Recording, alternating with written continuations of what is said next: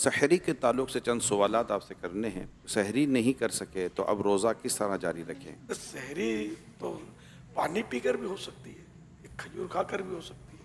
سحری روزہ رکھنے والے کے لیے سنت ہے.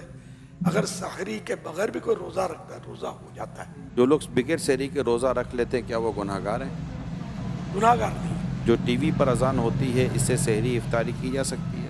اعتماد نہیں کرنا چاہیے کہ اب جیسے کراچی میں بھی علاقے بدلتے ہیں تو کچھ ٹائم بدلتا ہے، لیکن ہمارے یہاں تو پورے کراچی کو جو کور کر لینا اس ٹائم پر یہ افطار سحری کے اعلانات کی ترکیب ہوتی ہے. لیکن ہر چینل یہ کرتا ہو یہ ضروری نہیں ہے. یہ احتیاط ہے. کیا سحری کرنے کے بعد دعا قبول ہوتی ہے؟ سحری کے بعد دعا قبول ہوتی ہے. سحری کس چیز سے کرنا سنت مبارکہ ہے؟ کھجوروں کا تو حدیث پاک میں تذکرہ ہے. اللہ پاک کے پیارے حبیب صلی اللہ علیہ وسلم نے ارشاد فرمایا نعم السحور التمر، یعنی کھجور بہترین سحری ہے.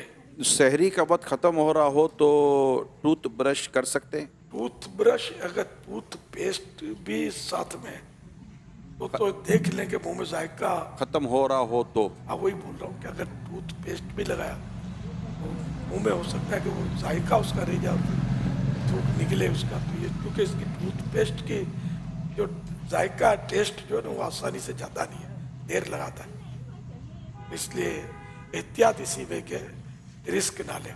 کچھ دیر پہلے کر لیں. اتنی دیر پہلے کر لے کہ منہ کا ذائقہ وہ نارمل ہو جائے.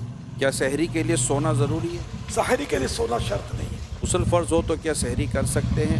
جو کیا روزہ بھی رکھ سکتے ہیں؟ ہاتھ دھو کر کلی کر کے سحری کر سکتے ہیں. اگر کسی نے روزہ بھی رکھا اس حالت تو روزہ فرض ادا ہو جاتا ہے اس کا. لیکن یہ کہ اگر نمازیں بھی قضا ہو جاتی ہیں تو پھر تو سخت گناہ گار ہے. سحری کا افضل وقت کون سا ہے؟ سحری میں تاخیر کرنا یعنی لیٹ کرنا یہ مستحب ہے، مگر اتنی تاخیر بھی نہ کی جائے کہ صبح صادق کا شبہ ہونے لگے یا ڈاؤٹ ہونے لگے. یہاں ذہن میں یہ سوال پیدا ہوتا ہے کہ تاخیر سے مراد کون سا وقت ہے. مفتی احمد یار خان صاحب فرماتے ہیں اس سے مراد رات کا چھٹا حصہ ہے. چھٹا حصہ جو ہے وہ افضل ہے. سحری کرنے کی کیا کیا نیتیں کی جا سکتی ہیں سحری میں؟ بہترین نیت یہ ہے کہ میں سرکار صلی اللہ علیہ وسلم کی سنت پر عمل کر رہا ہوں، روزے پر اس سے قوت حاصل کروں گا. واقعی روزے پر قوت حاصل ہوتی ہے. اب رات بھر کھائے پیے نہیں پھر روزہ رکھے گا تو جو حالت ہوگی. جب بھی کھانا کھائیں کوئی مطلب ایسی چیز جس سے قوت حاصل ہوتی ہو تو پھر اس میں یہ نیت اتنی کم از کم نیت کر لینی چاہیے کہ عبادت پر قوت حاصل کرنے کے لیے کھا رہا ہوں.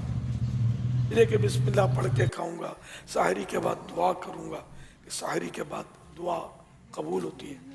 اس طرح مزید نیتیں اضافہ کر سکتے ہیں. روزے کی نیت کیا زبان سے کرنا ضروری ہے؟ نہیں، دل میں نیت ہونا کافی ہے. اب دل میں نیت ہے اور زبان سے کہہ لینا اچھا ہے.